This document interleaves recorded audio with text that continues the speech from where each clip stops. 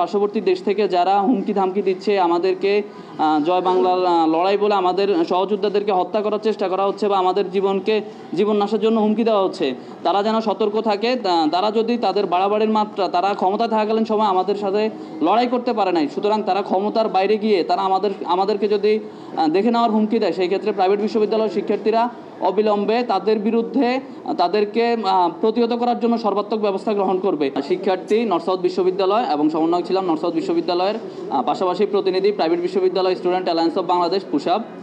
তো আপনারা বিগত কয়েকদিন থেকে লক্ষ্য করেছেন যে আমাদের বিশেষত প্রাইভেট বিশ্ববিদ্যালয়ের শিক্ষার্থীদের উপর টার্গেট কিলিং করে হত্যা করা হচ্ছে। ইস্ট বিশ্ববিদ্যালয়ের শিহান, এআইইউবির সীমান্ত সহ আরও যারা ছিল সরাসরি রাজপথে আন্দোলনের নেতৃত্ব দিয়েছিল, আমাদের সহযোদ্ধাদেরকে রাজপথে এবং রাতের বেলা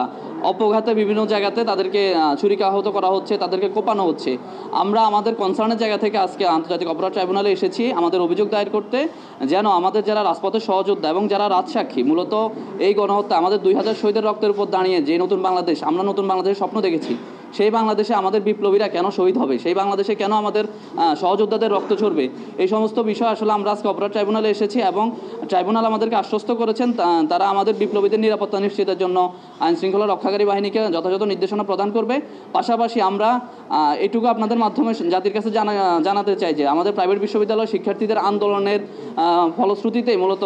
আজকের এই জুলাই অভ্যুত্থানের যে এই স্পিরিটকে আমরা প্রাইভেট বিশ্ববিদ্যালয় যেভাবে লালন করি, সেই স্পিরিটটা আমরা আসলে ধরে রাখতে চাই। এবং আমাদেরকে যদি প্রাইভেট বিশ্ববিদ্যালয়ের শিক্ষার্থীদেরকে আবারও রাজপথে নেমে আসতে বাধ্য করে, সেই ক্ষেত্রে আওয়ামী লীগ এবং পতিত যে স্বৈরাচার তাদের অবস্থা যে খুব বেশি ভালো হবে সেটা আমরা ভালো হবে না, সেটা তাদেরকে আমরা হুঁশিয়ারি করে দিয়ে বলতে চাই। পাশাপাশি আমরা আমাদের জায়গা থেকে এতটুকু স্পষ্ট করতে চাই যে এইভাবে সাইবার স্পেসে বা বিভিন্ন দেশের বাইরে থেকে, বিশেষত আমাদের পার্শ্ববর্তী দেশ থেকে যারা হুমকি ধামকি দিচ্ছে আমাদেরকে জয় বাংলার লড়াই বলে আমাদের সহযোদ্ধাদেরকে হত্যা করার চেষ্টা করা হচ্ছে বা আমাদের জীবন নাশের জন্য হুমকি দেওয়া হচ্ছে, তারা যেন সতর্ক থাকে। তারা যদি তাদের বাড়াবাড়ির মাত্রা তারা ক্ষমতা থাকাকালীন সময় আমাদের সাথে লড়াই করতে পারে নাই, সুতরাং তারা ক্ষমতার বাইরে গিয়ে তারা আমাদেরকে যদি দেখে নেওয়ার হুমকি দেয়, সেই ক্ষেত্রে প্রাইভেট বিশ্ববিদ্যালয়ের শিক্ষার্থীরা অবিলম্বে তাদের বিরুদ্ধে তাদেরকে প্রতিহত করার জন্য সর্বাত্মক ব্যবস্থা গ্রহণ করবে। এতটুকু আমরা আমাদের প্রাইভেট বিশ্ববিদ্যালয় জায়গা থেকে স্পষ্ট করে বলে দিতে চাই। এবং যেহেতু আমাদের মাননীয়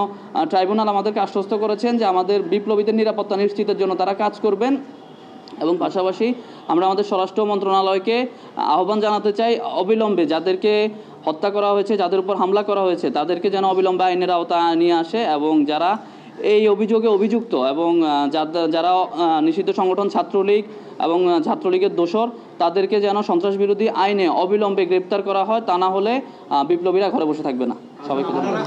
কয়জনের নাম অভিযোগে উল্লেখ করেছেন, আর এটা তো আসলে আবেদন না, আপনাদের নিরাপত্তার আবেদন জানিয়েছেন, কোনো সংখ্যা বলেছেন কিনা সেখানে? আমাদের অভিযোগটা হচ্ছে যারা লিস্টেড ছাত্রলীগ ছিল এবং বিভিন্ন বিশ্ববিদ্যালয় বা বিভিন্ন ইউনিটের যারা লিস্টেড নেতাকর্মী, যেহেতু ছাত্রলীগ একটি নিষিদ্ধ সংগঠন, সুতরাং তাদেরকে ওই তালিকা ধরে তাদের সবাইকে যেন আইনের আওতায় নিয়ে আসা হয় নিষিদ্ধ সংগঠন হিসেবে, এবং সবাইকে যেন বিচারের মুখোমুখি করা হয়, গণহত্যার বিচারে তাদেরকে যেন গণহত্যার অভিযোগে অভিযুক্ত করা হয়।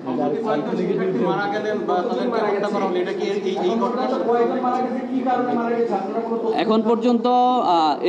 এআইইউবির সীমান্ত এবং ইস্ট ওয়েস্টের শিহান আমরা দেখেছি তারা সরাসরি আন্দোলনে সংযুক্ত ছিল, এবং তারা তাদের ফেসবুকে তাদের সোশ্যাল প্ল্যাটফর্মে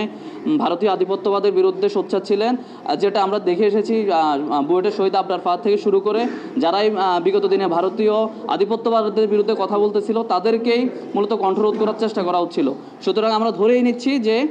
এটা একটা নির্দিষ্ট শ্রেণীর এবং বিশেষত জঙ্গি সংগঠন ছাত্রলীগের, যেহেতু তারা অনলাইনে ঘোষণা দিয়েছে যে তারা আমাদেরকে জয় বাংলা তাদের কালেমা, তারা জয় বাংলা বলে আমাদেরকে হত্যা করবে। সুতরাং আমরা ধরে নিচ্ছি তাদের এইভাবে আমাদেরকে যারা বিপ্লবী ছিল, যারা আন্দোলনের রাজপথে সক্রিয়ভাবে অংশগ্রহণ করছে, তাদেরকে হত্যার উদ্দেশ্যেই তারা রাজপথে নেমেছে।